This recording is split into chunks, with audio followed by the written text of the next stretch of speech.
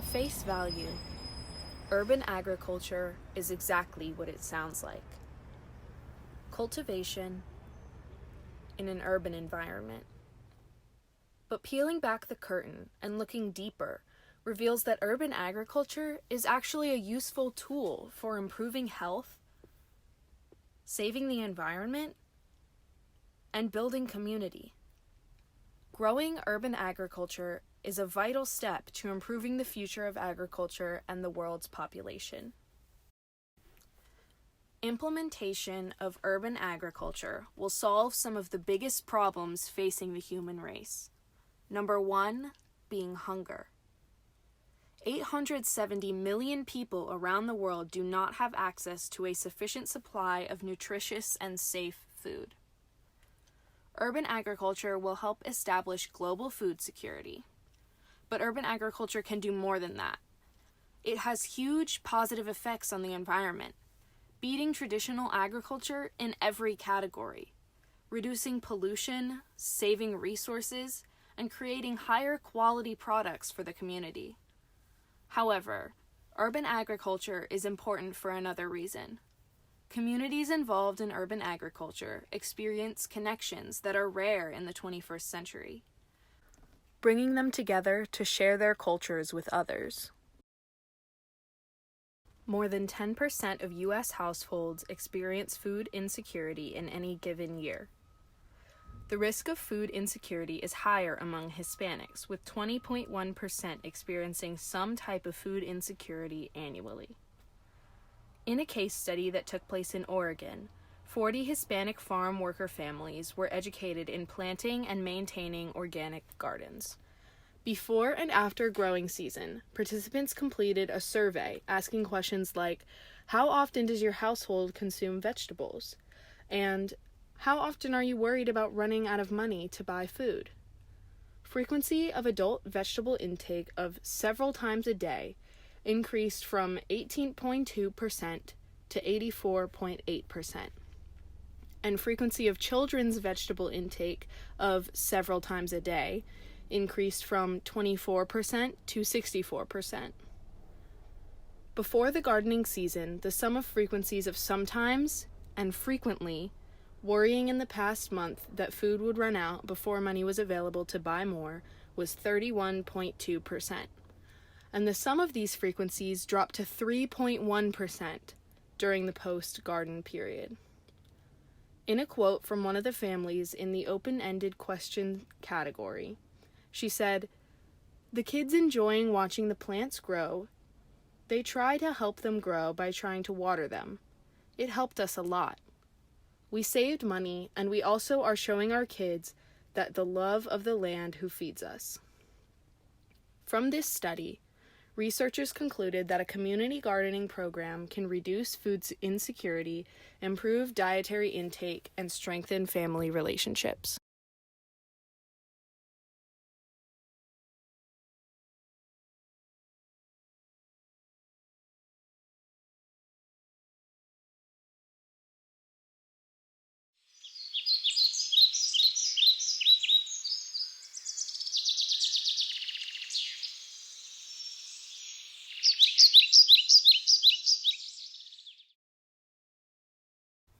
Food security, as defined by the United Nations Committee on World Food Security, means that all people, at all times, have physical, social, and economic access to sufficient, safe, and nutritious food that meets their food preferences and dietary needs for an active and healthy life.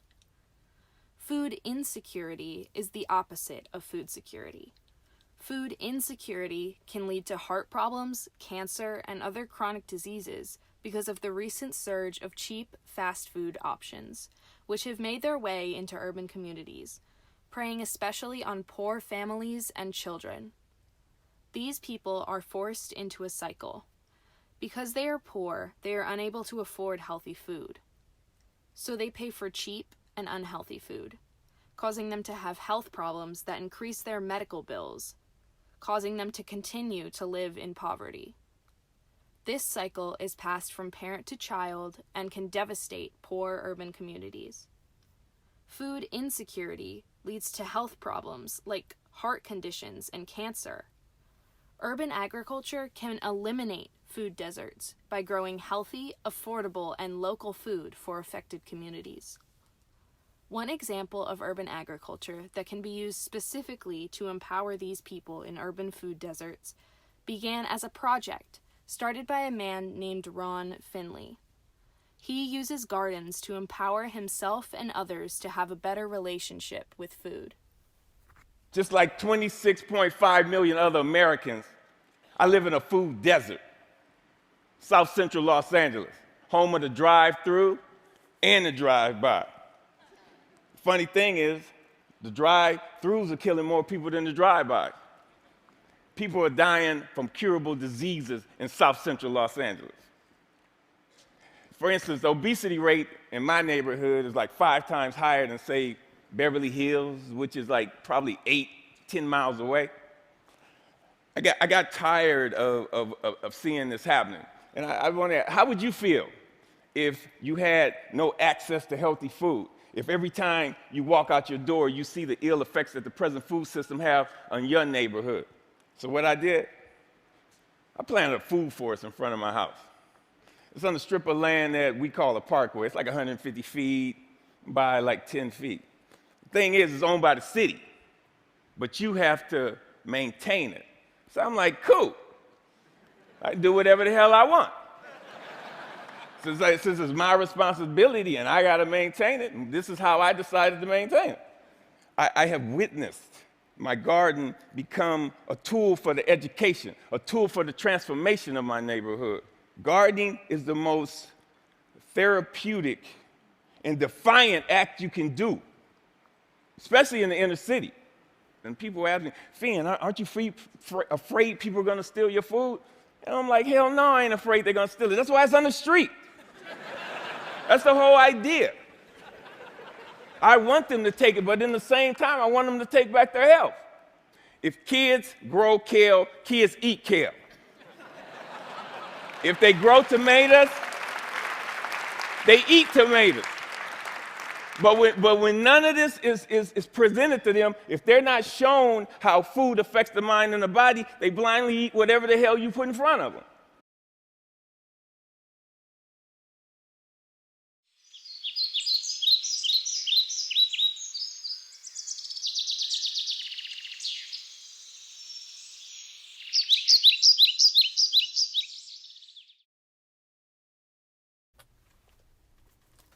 Most people get their food from a grocery store, but most people also have no idea the extent of the environmental effects of the journey from farm to plate.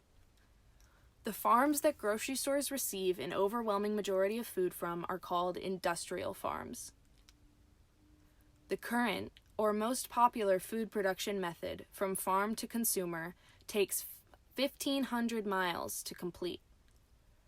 The types of crops cultivated in industrial farms are not bred for their taste, but for their transportability, high yield, and toughness.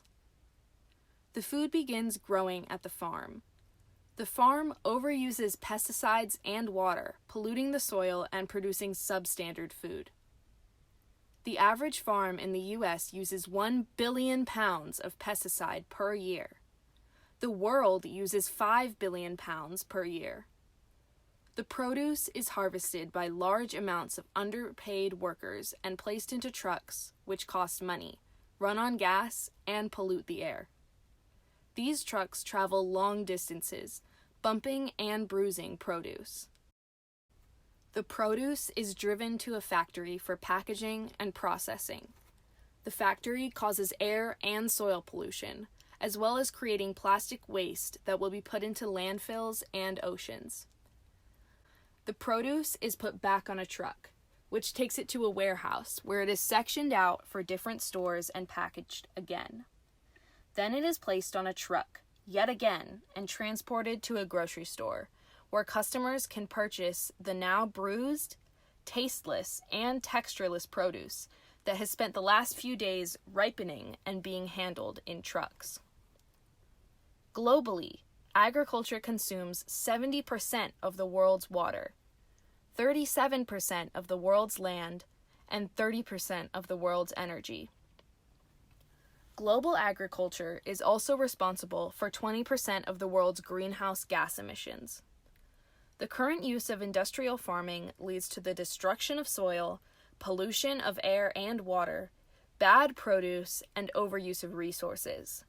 Urban agriculture can responsibly farm produce locally, reducing agriculture's environmental footprint. An example of urban agriculture designed specifically to address the environmental issues facing agriculture is rooftop gardens. Rooftop gardens are located on the roofs of office buildings, warehouses, parking garages, and anywhere else with a roof. These gardens create new opportunities for efficient food production methods, cutting down on resources, money, and improving produce quality.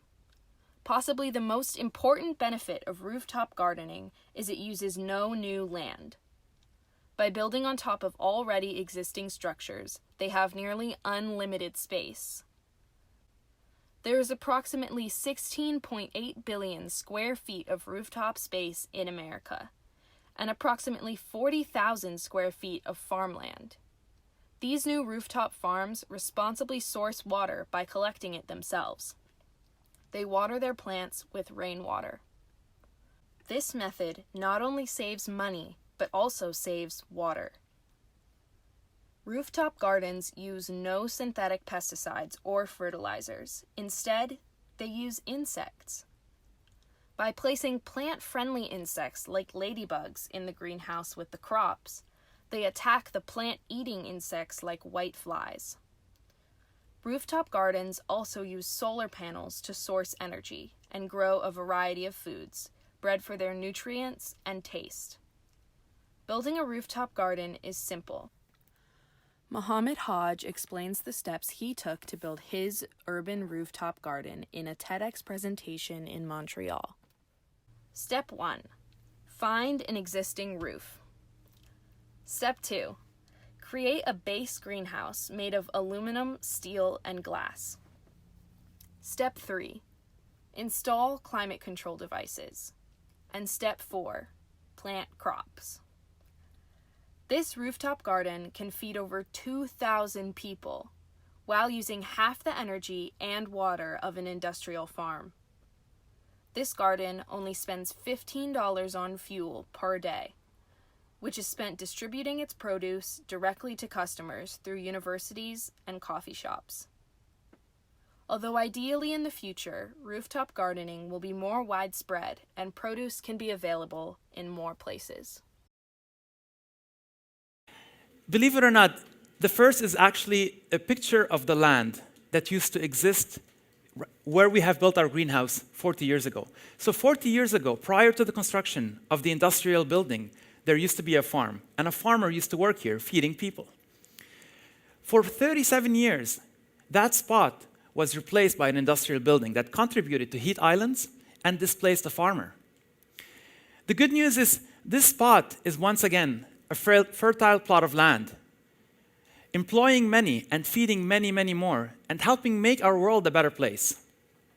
So imagine cities that feed their own inhabitants. Imagine communities that are connected by farms. Imagine knowing your farmer and knowing your food.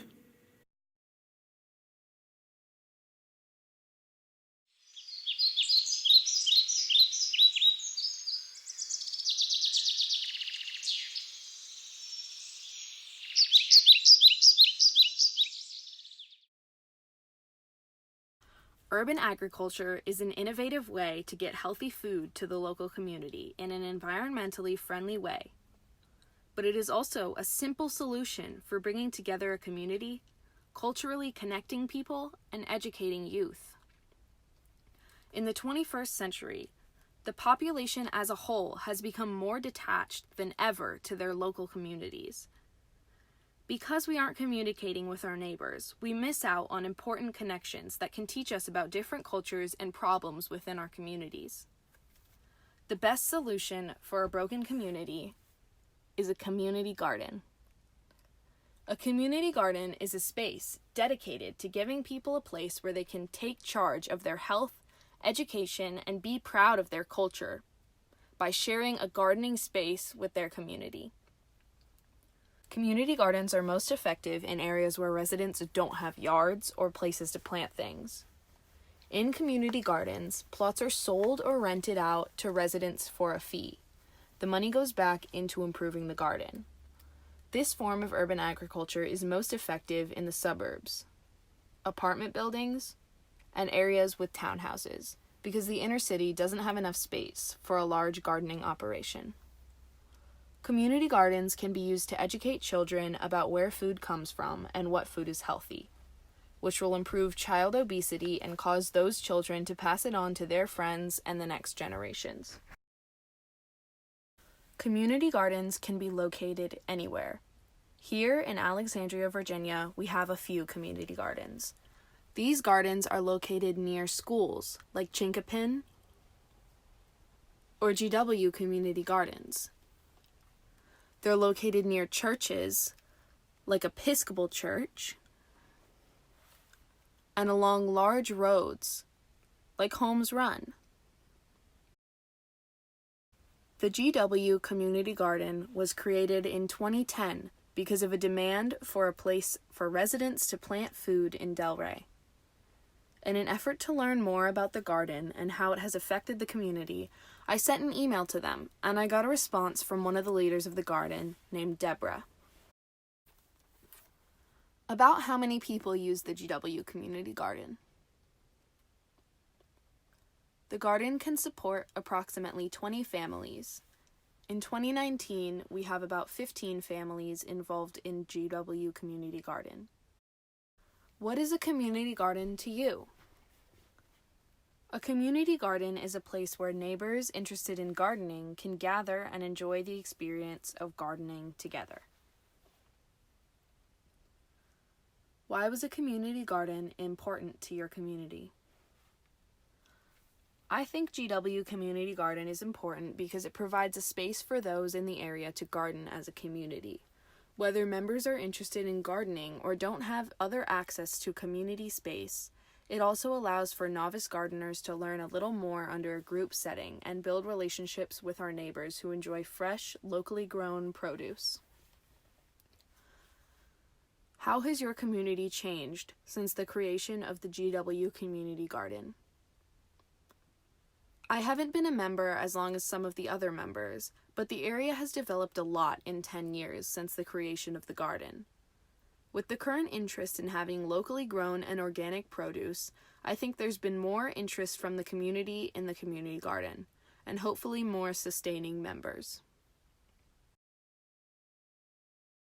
Zoe DeBello creates public school-based community gardens in New Bedford to educate and connect families. What was it about a community garden that moved these parents to show up?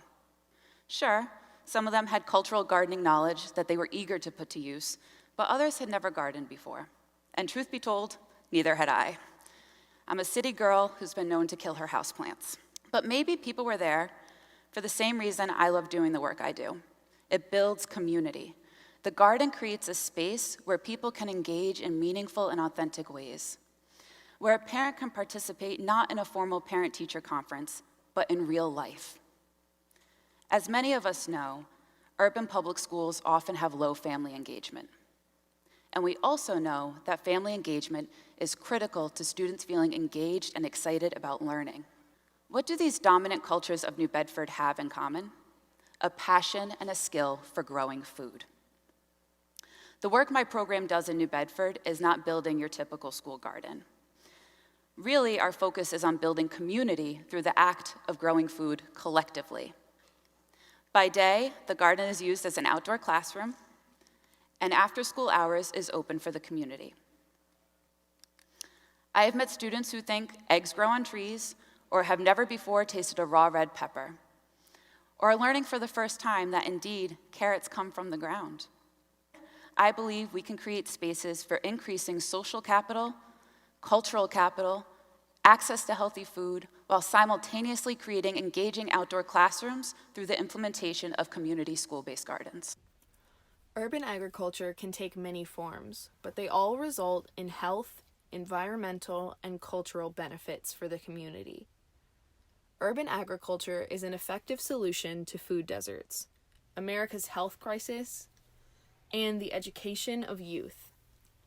Talk to your city about urban agriculture and make a difference in your community and around the world. And slowly but surely, the garden I dreamed of has become a reality. The hard, disheartening earth that resisted all our efforts has become friendly, workable soil, yielding new miracles with every changing season.